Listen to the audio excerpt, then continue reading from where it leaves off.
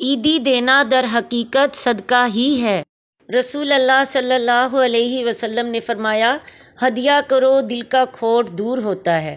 ہدیہ دو، چاہے بکری کا کھر دے کر، مہنگائی میں کھر بھی سونا سمجھیں۔ عیدی دینا نہ تو عبادت ہے، نہ کوئی حق سمجھ کر مطالبہ کر سکتا ہے۔ عیدی دینے والے کو برا بھلا کہنا، ناراض ہونا درست نہیں۔ عیدی قبول کیجیے۔ کیا آپ نے عیدی تقسیم کر دی ہے؟ ہم عید پر اپنے بہن بھائیوں اور رشتہ داروں کو عیدی دیتے ہوئے کیا خوش رکھ سکتے ہیں؟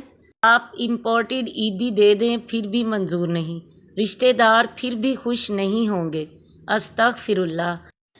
عیدی کی شرعی حیثیت ہدیہ ہے، جو جتنی دے قبول کرو، آپ کی مرضی نہیں چلنی۔ اگر میں کہوں مجھے عید پر عیدی نہیں دعا کی ضرورت ہے، تو آپ سب میں سے کون مجھے کون سی دعا دے گا؟ مجھے صرف آپ کی دعاؤں کی ضرورت ہے۔ دعاؤں میں یاد رکھیں، اللہ تعالیٰ آپ کو یاد رکھے گا انشاءاللہ۔